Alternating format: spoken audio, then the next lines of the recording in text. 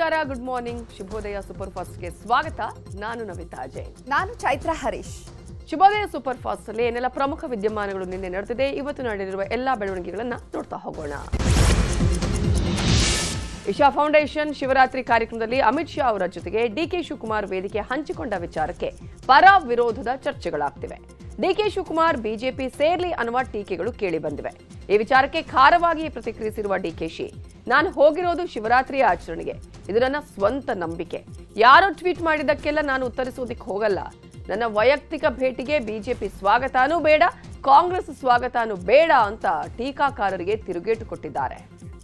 ಸದ್ಗುರು ನಮ್ಮ ರಾಜ್ಯದವರೇ, ಮೈಸೂರಿನವರು, ಕಾವೇರಿ ವಿಚಾರಕ್ಕೆ ಹೋರಾಡಿದವರು, save soil ಅಂತ ಹೋರಾಟ ಮಾಡ್ತಿದ್ದಾರೆ.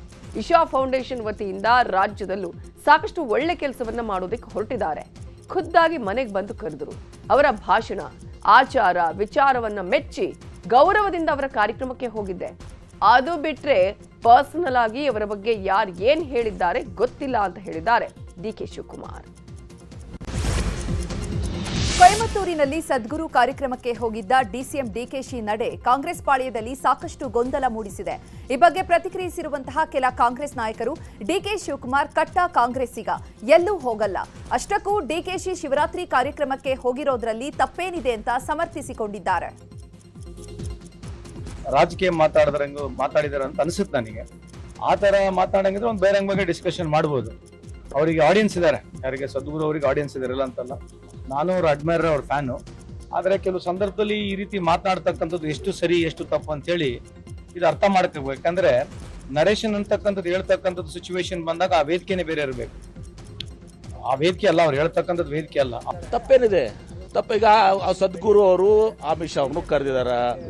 ಆಮೇಲೆ ಇವ್ರನ್ನ ಎಷ್ಟೋ ಕಾರ್ಯಕ್ರಮಗಳು ಮುಖ್ಯಮಂತ್ರಿಗಳು, ಪ್ರಧಾನಮಂತ್ರಿಗಳು ಕರೀತಾರೆ, ಮುಖ್ಯಮಂತ್ರಿಗಳು ಕರೆದಿರ್ತಾರೆ. ಈ ಬೋಯಿಂಗ್ ಇದರಲ್ಲಿ ಪ್ರಧಾನಮಂತ್ರಿಗಳು ಕರೆದಿದ್ರು, ಮುಖ್ಯಮಂತ್ರಿಗಳು ಕರೆದಿದ್ರು.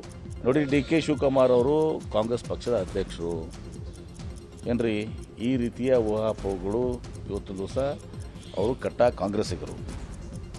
ಒಂದು ಕಾರ್ಯಕ್ರಮಕ್ಕೆ ಹೋಗಿದ್ರೆ ಅದ್ರ ಮೇಲೆ ಇದು ಮಾಡಿ ತಪ್ಪದು. ಇಶಾ ಫೌಂಡೇಶನ್ ಶಿವರಾತ್ರಿ ಕಾರ್ಯಕ್ರಮದಲ್ಲಿ ಅಮಿತ್ ಶಾ ಅವರ ಜೊತೆಗೆ ಡಿಕೆಶಿ ವೇದಿಕೆ ಹಂಚಿಕೊಂಡ ವಿಚಾರಕ್ಕೆ ಮಾಯಕೊಂಡ ಶಾಸಕ ಬಸವಂತಪ್ಪ ಪ್ರತಿಕ್ರಿಯಿಸಿದ್ದು, ಡಿಕೆ ಶಿವಕುಮಾರ್ ಕಾಂಗ್ರೆಸ್ ಕಟ್ಟಿ ಬೆಳೆಸಿದ ನಾಯಕ. ಎನ್ಎಸ್ಯುಐ ಯೂತ್ ಕಾಂಗ್ರೆಸ್ ದಿನಗಳಿಂದಲೂ ಹೋರಾಟ ಮಾಡ್ಕೊಂಡು ಬಂದವರು. ಡಿಕೆಶಿ ಅವರು ಪಕ್ಷ ಬಿಡುವ ಮಾತೇ ಇಲ್ಲ ಅಂತ ಸಮರ್ಥಿಸಿಕೊಂಡಿದ್ದಾರೆ. ಇಶಾ ಫೌಂಡೇಶನ್ ಕಾರ್ಯಕ್ರಮಕ್ಕೆ ಡಿಕೆಶಿ ಭೇಟಿ ಕುರಿತು ಬಿಜೆಪಿ ರಾಜ್ಯಾಧ್ಯಕ್ಷ ವಿಜಯೇಂದ್ರ ಪ್ರತಿಕ್ರಿಯಿಸಿದ್ದು, ಮುಂದಿನ ದಿನಗಳಲ್ಲಿ ರಾಜ್ಯದಲ್ಲಿ ಕ್ಷಿಪ್ರ ರಾಜಕೀಯ ಬೆಳವಣಿಗೆ ನಡೆಯಲಿದೆ ಅಂತ ಹೇಳಿದ್ರು. ಇನ್ನು ಬಿಎಸ್ವೈ ಮಾತನಾಡಿದ್ದು, ಆ ವಿಚಾರ ನನಗೆ ಗೊತ್ತಿಲ್ಲ ಎಂದಿದ್ದಾರೆ.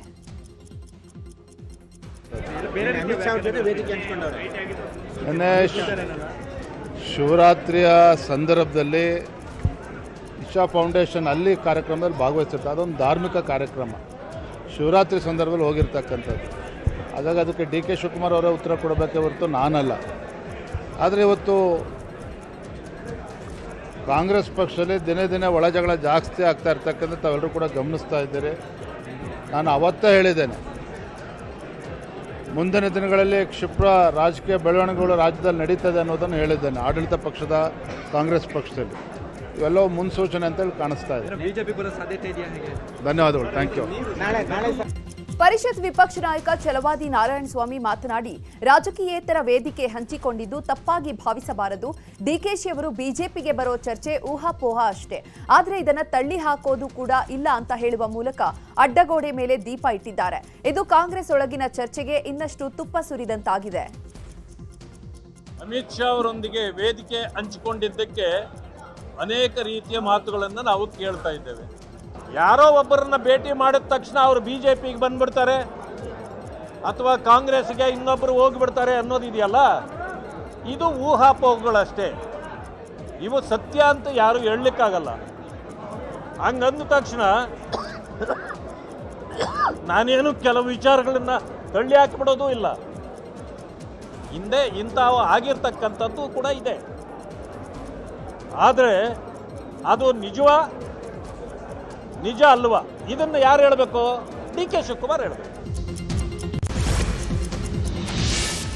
ಇನ್ನು ಇದೇ ವಿಚಾರವಾಗಿ ಮಾತನಾಡಿರೋ ಆರ್ ಅಶೋಕ್, ಡಿಕೆಶಿ ಕಾರ್ಯಕ್ರಮದಲ್ಲಿ ಭಾಗಿಯಾಗಿದ್ದಕ್ಕೆ ಅವರ ಪಕ್ಷದಲ್ಲಿ ಆಕ್ಷೇಪ ಶುರುವಾಗಿದೆ. ಕುಂಭಮೇಳಕ್ಕೆ ಹೋಗೋದು ಬೇಡ ಅಂತ ಖರ್ಗೆ ಹೇಳ್ತಾರೆ. ಆದ್ರೆ ಅಲ್ಲಿಗೂ ಡಿಕೆಶಿ ಹೋಗಿದ್ರು. ಪ್ರಧಾನಿಯನ್ನ ಡಿಕೆಶಿ ಭೇಟಿ ಮಾಡಿದ್ರು. ದಿಶಾ ಕಾರ್ಯಕ್ರಮದಲ್ಲಿ ಡಿಕೆಶಿ ಭಾಗಿಯಾಗಿರೋದು ಅವರ ವೈಯಕ್ತಿಕ. ದೇಶದ ಮಟ್ಟದಲ್ಲಿ ಸಂಘರ್ಷ ಶುರುವಾಗಿದೆ. ನವೆಂಬರ್ 16ರ ಮುಹೂರ್ತಕ್ಕೆ ಇವೆಲ್ಲವೂ ಶುರುವಾಗಿದೆ. ಡಿಕೆ ಶಿವಕುಮಾರ್ ಕೂಡ ಏಕನಾಥ್ ಶಿಂದೆ ಆಗಬಹುದು ಅಂತ ಹೇಳಿದ್ರು. ಅವರ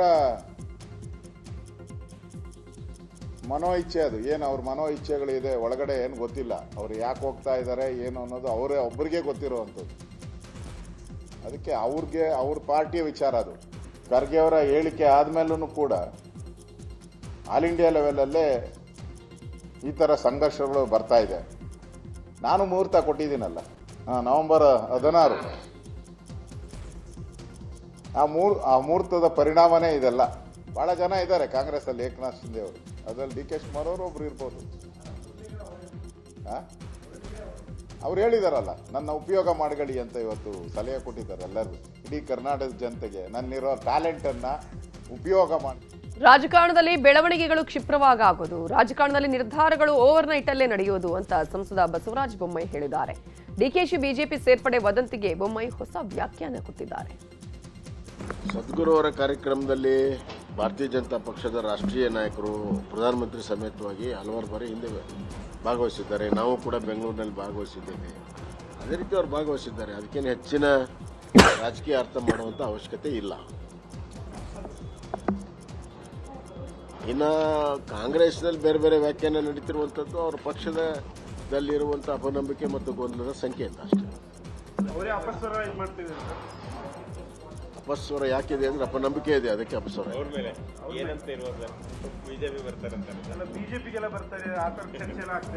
ಇಲ್ಲ ಇಲ್ಲ ಇಲ್ಲ ಅದ ಆ ಥರದ್ದು ಯಾವುದೂ ಚರ್ಚೆ ಇಲ್ಲ.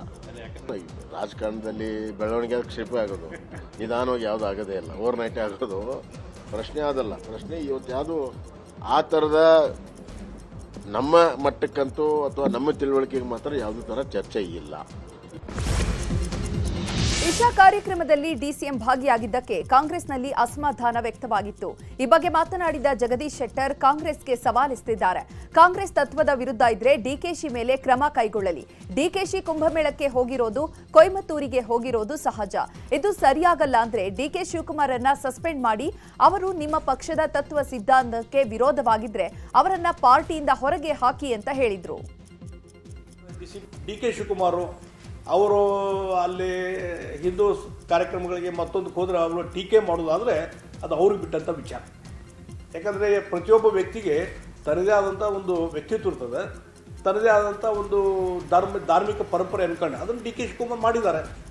ಹೀಗಾಗಿ ಅದರ ಬೇಕಾದ್ರೆ ಅದು ನಿಮ್ಮ ತತ್ವಕ್ಕೆ ವಿರುದ್ಧ ಆಗಿದ್ದರೆ ಅವ್ರು ಸಸ್ಪೆಂಡ್ ಮಾಡಿರಿ, ಪಾರ್ಟಿಯಿಂದ ಹೊರಗೆ ಹಾಕ್ರಿ. ಅವಾಗ ಗುರ್ತಾಗತ್ತೆ ನಿಮ್ಮ ಡಿಸಿಪ್ಲಿನು, ನಿಮ್ಮ ತತ್ವ ಏನು ಅನ್ನೋದು ಗುರ್ತಾಗ್ತದೆ. ಹೀಗಾಗಿ ಈ ರೀತಿಯಾದ ನಡವಳಿಕೆ ಇದಲ್ಲ ಕಾಂಗ್ರೆಸ್ ಇದ್ದು, ಇದು ಬಹಳ ಆಘಾತಕಾರಿ. ಕೆಪಿಸಿಸಿ ಗದ್ದುಗೆ ಗುದ್ದಾಟದ ನಡುವೆ ಸತೀಶ್ ಜಾರಕಿಹೊಳಿಯನ್ನ ಡಿಕೆ ಸುರೇಶ್ ಭೇಟಿ ಮಾಡಿ ಕುತೂಹಲ ಮೂಡಿಸಿದ್ದಾರೆ. ಬೆಂಗಳೂರಲ್ಲಿರೋ ಸಚಿವ ಸತೀಶ್ ಜಾರಕಿಹೊಳಿ ನಿವಾಸಕ್ಕೆ ಮಾಜಿ ಸಂಸದ ಡಿಕೆ ಸುರೇಶ್ ಭೇಟಿ ಕೊಟ್ಟಿದ್ರು. ರಾಮನಗರ ಅಭಿವೃದ್ಧಿ ಬಗ್ಗೆ ಚರ್ಚೆ ಮಾಡೋದಕ್ಕೆ ಬಂದಿದ್ದೆ ಅಂತ ಸಮರ್ಥಿಸಿಕೊಂಡಿದ್ದಾರೆ. ನಾನು ಸತೀಶ್ ಭೇಟಿ ಮಾಡೋದು ಹೊಸದೇನಲ್ಲ, ಅಭಿವೃದ್ಧಿ ವಿಚಾರಕ್ಕೆ ಭೇಟಿ ಆಗ್ತಾ ಇರ್ತೇವೆ. ಒಳ ಜಗಳ ಏನಿಲ್ಲ, ಎಲ್ಲರೂ ಒಗ್ಗಟ್ಟಾಗಿಯೇ ಇದ್ದೇವೆ. ಅಸಮಾಧಾನ ಇದ್ರೆ ಹಿರಿಯರು ಬಗೆಹರಿಸ್ತಾರೆ, ಆ ಬಗ್ಗೆ ನಾನು ಹೆಚ್ಚು ಮಾತನಾಡಲ್ಲ ಅಂತ ಹೇಳಿದ್ದಾರೆ ಡಿಕೆ ಸುರೇಶ್. ನನ್ನ ನೇತೃತ್ವದಲ್ಲಿ ಮುಂದಿನ ಚುನಾವಣೆ ನಡೆಯಲಿದೆ ಅಂತ ಡಿಕೆಶಿ ಹೇಳಿಕೆಯನ್ನ ಕೊಟ್ಟಿದ್ರು. ಇದೇ ವಿಚಾರವಾಗಿ ಮಾತನಾಡಿದ ಸಚಿವ ಎಂಬಿ ಪಾಟೀಲ್, ಡಿಕೆಶಿ ಹಾಗೂ ಸಿದ್ದರಾಮಯ್ಯ ಇಬ್ಬರು ನಾಯಕರೇ. ಸತೀಶ್ ಜಾರಕಿಹೊಳಿ, ಪರಮೇಶ್ವರ್ ಅವರು ನಮ್ಮ ನಾಯಕರು.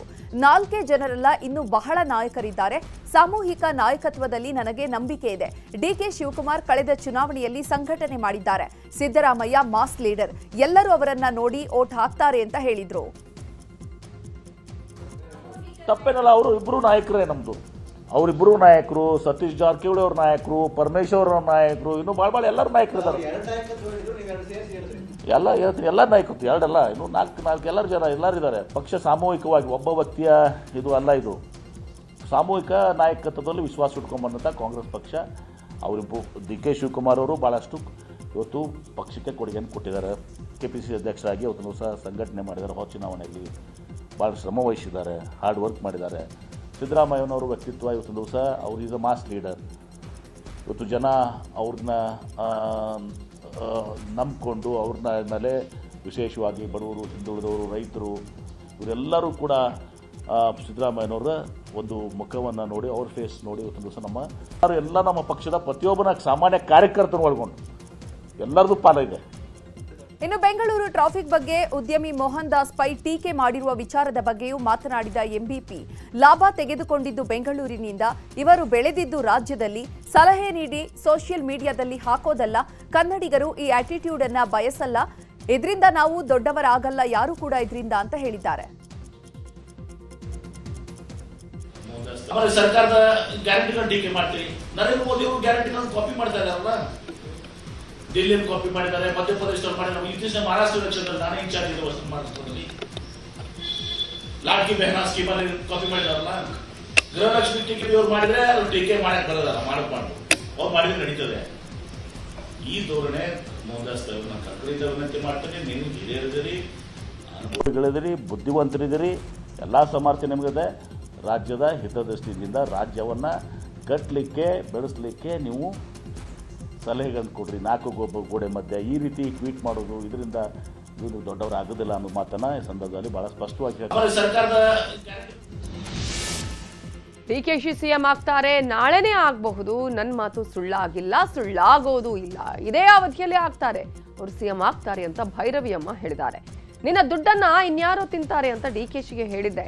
ವಿನಯ್ ಕುಲಕರ್ಣಿಗೂ ಶಾಸಕ ಆಗ್ತಾನೆ ಅಂದಿದ್ದೆ, ಆದ. ಈಗ ಡಿಕೆಶಿ ಸಿಎಂ ಆಗೋದು ನಿಶ್ಚಿತ ಅಂತ ಭೈರವಿ ಅಮ್ಮ ಹೇಳಿದ್ದಾರೆ. ನಾಗಾ ಸಾಧುಗಳಂತೆ ಊರೂರು ಸುತ್ತುವ ಭೈರವಿ ಅಮ್ಮ ಹುಬ್ಬಳ್ಳಿಯಲ್ಲಿ ಕೊಟ್ಟಿರುವ ಹೇಳಿಕೆ ಇದೀಗ ಕುತೂಹಲ ಮೂಡಿಸಿದೆ. ನನ್ನ ಮಾತು ಇಲ್ಲಿ ತನಕ ಸುಳ್ಳಾಗಲ್ಲ ಸ್ವಾಮಿ. ಯಾಕೆ ಆಗ್ಬೇಕದು? ಅವತ್ತು ಡಿಕೆಶಿ ಇಲ್ಲಿ ಹೆಚ್ಚು ಕಮ್ಮಿ ಒಂದು 3 ವರ್ಷಕ್ಕೆ ಇದೇನು ಇದೆಲ್ಲ ಕಚಡ ವ್ಯವಹಾರ ನಡೆಯೋಕ್ಕಿಂತ ಮುಂಚೆ ಡಿಕೆಶಿ ಮನೆಗೆ ಹೋಗಿದ್ದೇನೆ. ನಾವೇ ಕರ್ಸ್ಕೊಂಡಿದ್ದ ಹೋಗಿದ್ದೆ. ಇಷ್ಟತ್ರ ಗಣಪನ ಕೊಟ್ಟ, ಅವ್ರ ಹೆಂಡತಿ ಸೀರೆ ಕೊಟ್ಟು ಉಡಿ ತುಂಬಿಸಲು ಏನಾಗುತ್ತೆ ಅಂತ ಅಂದ. ಏನಾಗಬೇಕಾಗಿತ್ತು ಅಂದೆ. ಮುಂದಿನ ಕತೆ ಯಾರ್ದೋ ದುಡ್ಡು ಎಲ್ಲಮ್ಮನ ಜಾತ್ರೆ ಆಗುತ್ತೆ ಅಂದೆ. ಏನು ಹಂಗಂದ್ರೆ ಅಂತ ಅರ್ಥ ಆಗಿಲ್ಲ. ನಾವು ಎಲ್ಲಮ್ಮನ ಊರಿನವರಲ್ರಿ, ಹೌದಲ್ಲ? ನಾವು ಎಲ್ಲಮ್ಮನ ನಾಡು, ಗಂಡು ಗರ್ತಿ ನಾಡಿನವರು. ಯಾರ್ದೋ ದುಡ್ಡು ಎಲ್ಲಮ್ಮನ ಜಾತ್ರೆ ಇದೆ, ನೀ ದುಡ್ದಿದ್ದ ದುಡ್ಡು ಇನ್ಯಾವನೋ ತಿಂದು ಗುಂಡ್ಗಾಗಿ ಕೂತ್ಕೊಂತಾನೆ ಅಂತ ಅಷ್ಟೇ ಅರ್ಥ, ಇನ್ನೇನಿಲ್ಲ. ಬದಲಾವಣೆ ಅಲ್ಲ. ಸೀಟಿನಲ್ಲಿ ಇವನೇ ಕೂತ್ಕೋಬೇಕು, ಯಾರು ಡಿಕೆಶಿನೇ ಕೂತ್ಕೋಬೇಕು. ಡಿಕೆಶಿ ಮೇಲೆ ನಂಗೆ ತುಂಬ ಏನು ಅಭಿಮಾನವಿಲ್ಲ, ಸಿದ್ದರಾಮಯ್ಯನ ಮೇಲೂ ಇಲ್ಲ, ಹಂಗಂತೇಳಿ BJP ಮೇಲೂ ಇಲ್ಲ. ಯಾಕಿಲ್ಲ ಅಂದರೆ ಎಲ್ಲ ಬಂದೆ ನಮಗೆ. ನಾಳೆನೇ ಬರ್ಬೋದು, ನಾಳೆನೇ ಬರುತ್ತೆ. ಒಂದು ನಿಮಿಷಕ್ಕೆ ಅಲ್ಲಿರೋ ಸೀಟ್ನಲ್ಲಿ ಗೊಟ್ಟಕ್ಕಂದ್ರೆ ಹೋಗ್ತಾರೆ. ನಮ್ಗೆ 5 ವರ್ಷ ಪೂರ್ಣ ಆಗೋದ್ರಲ್ಲಿ ಒಂದು ಸರಿ ಸಿಎಂ ಆಗ್ತಾರಂತೆ. ಅಲ್ರಿ, ಒಂದ್ಸಲ ಸಿಎಂ ಆಗಲಿ ಸಾಕು. 5 ವರ್ಷ ಇನ್ನೆಷ್ಟು ಸಲ ಆಗೋದು? ಇದೇ ಅವಧಿಯಲ್ಲಿ ಸಿಎಂ. ಹೌದು, ಇದೇ ಅವಧಿಯಲ್ಲಿ ಆಗೋದು. ನನ್ನ ಮಾತು ಇಲ್ಲಿ